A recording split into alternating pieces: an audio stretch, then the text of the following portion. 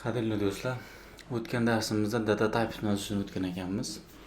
Bu darsimizda numbersni boshlaymiz, ya'ni Pythonda sonlar. Asosan 3 xili bor ekan. Int, float, complex. Intni bilamiz, butun sonlar. Sanashda masalan 1, 2, 3 butun. Masalan 7,5 ta mashinada bo'lmaydi. 7 ta, 8 ta mashina. Yoki masalan 7,5 ta non deyish mumkin. Va hokazo. Kasr sonlar. Kompleksda deyarli hozircha ishlatmaymiz, ya'ni matematikada ham juda chuqur kirganda ildizosidagi manfiy sonlar haqida gaplashiladi. O'shanda kompleks son deyiladi. Asosan biz int bilan floatlar bilan shug'ullanamiz. Xo'p. Mana bu holatda mana example berib qo'ying. Mana biri bo'lsa int, nuqtasi bilan undan keyin ham soni bo'lsa float, g bilan berilsa bu kompleks son hisoblanadi va type'ini bersak shunga mos qiymat chiqarib beradi. Int bu integer degan ekan. Whole number degan butun son degani. Pozitiv yoki negativ, ya'ni plyus minusning farqi yo'q. -7 ham butun son. Without decimal degani, ya'ni nuqtadan keyin son bo'lmasa bo'ldi degani. Unlimited length, uzunligi chegaralanmagan ekan, ketaverar ekan. Floating point numbers, ya'ni nuqtadan keyin so'zib beruvchi sonlar degan ma'noni bildiradi. Nuqtadan keyin ham sonlar bor degani. Mana nuqtadan keyin bor. Nuqta qo'yib qo'ysak, prosta 0 da o'zi bo'lsa ham float hisoblanadi. Xo'p, mana y bilan berib qo'yishimiz mumkin ekan. Prosta uni ustida degan ma'noni bildiradi.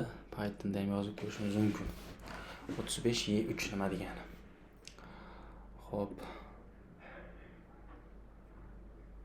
Qaysi biri edi? First project edi. Bizga hali ham first project. Xo'p. Hozirlab tashlaymiz va x barobar 35 y3 deb turib ekranga shunchaki print x qilsam nima chiqadi? Mana y3 degani 10 ustida 3 degani, masalan bu 3 ta bo'lsa oson, undan ko'ra bunaqa yozgan qulaydir. Lekin masalan 10 demoqchi bo'lsak, 10 desak, o'zi 35 orqasiga 10 ta nolni qo'shib hisoblab beradi. Ko'rishga qulay. Yoki -1 deydigan bo'lsak, mana 3,5 degan masalan 3,5 yoki 3 10'da -20 degan 0,00 nechidir deydigan bo'lsak, -5 deydik hozircha. Shunda 0,000 4 ta 0 3 bo'ladi. Bunda ham shunday chiqarib berar ekan. Xo'p. Aynan float deb chiqarsak chiqarib beradi. Bu ham osongina -5 deb qutular ekan. Shunday qilib ko'raylik chiqadi. Shunday qilsak mana 0,003. Bu ham ko'p bo'lsa, y qilib qutular ekan Python o'zi ham. Xo'p, kompleks son haqida bizga hozir muhim emas, gaplashmaymiz. Random number deydigan bo'lsak, random degan kutubxona bor ekan, random sonlar chiqarib beradi ekan. Xo'p, nima qilamiz? Biz ham nimadirni o'rganish uchun oldin o'sha kutubxonani, ya'ni masalan ingliz tilini o'rganish uchun ingliz tiliga oid kitob o'qib o'rganishimiz kerak. Bunda ham yangi nimadirni qilish uchun, masalan aynan randomni ishlatmoqchi bo'lsak, mana o'zining kutubxonasi bor, o'shani import qilib olishimiz kerak. Oson, import qilganda random bo'l. Shu bilan ishlatamiz. Xo'p, tayyor funksiyasi bor ekan, rand range degan. Xo'p. Masalan, random number deb nomladim. Random kutubxonasi rand range degan ekan. Rand range ishlatib ko'raylik. Mana oraliq beramiz. O'sha 1 dan 10 gacha bo'lgan. Start stop chiqarib bersin. Xo'p, print random range deyishimiz kerak edi o'zi asli.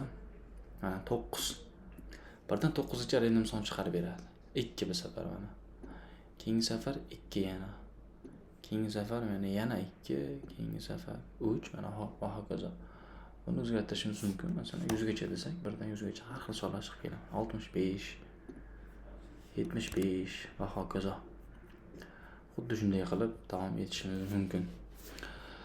Xo'p, bir ikkitasini ishlatib ko'ramiz. Which is not a legal numeric data types in Python. long. Bunaqasi yo'q edi. Correct. Insert the correct syntax to convert x into float. Oldiga float deydigan bo'lsak, floatga kommentasiya qiladi. Hokazo, qolgan qismini o'zlaring davom ettirib qo'ysalaring bo'ladi. Intga o'rish int deb qo'yamiz. Bo'ldi. Next question shu bilan tugar ekan o'zi. Kompleksga o'tkazish uchun complex deymiz bu. Tugadi. Hop, keyingi darsimizda ko'rishguncha